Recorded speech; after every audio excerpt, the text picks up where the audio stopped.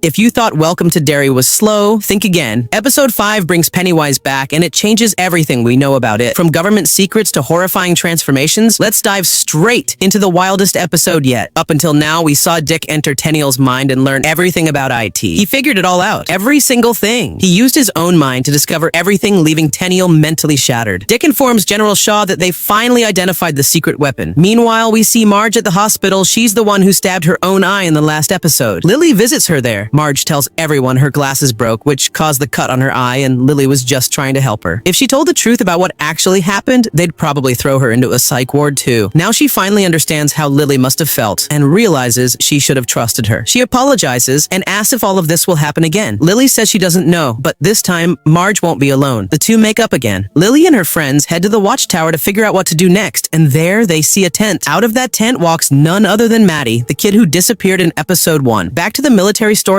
General Shaw tells Hanlon everything. Millions of years ago, an asteroid crashed into Earth. A creature came out of it. To trap it, the asteroid was broken into 13 pieces, and each pillar was buried around Derry. These 13 pillars are what the military has been searching for. They want to capture it and turn it into their weapon. Only Daniel and his Native American ancestors knew the truth, but Dick extracted it by entering Daniel's mind. At 29 Nebolt Street, there's an old house with a well that connects to the town's tunnel system, which leads straight to the 13 pillars. Tomorrow, Hanlon and his team will go down there to find them, hoping to use them to capture the creature and win the war. Hanlon asks why the general let him bring his family to Derry when they knew IT hunts here. The general says they wanted him to stay at the army base. He decided to live in town with his family. Back with Lily, she asks Maddie where he's been all this time. Maddie says he was down in the sewers where Pennywise lives. Pennywise keeps some people alive. Maybe he likes the taste of their fear. Will asks how Maddie escaped, and Maddie says Pennywise hunts at night and sleeps during the day, so he slipped out at the right moment. Lily asks if he saw Teddy, Phil, and Susie. Maddie says Teddy and Susie are dead. Teddy was eaten by the clown right in front of him, but Phil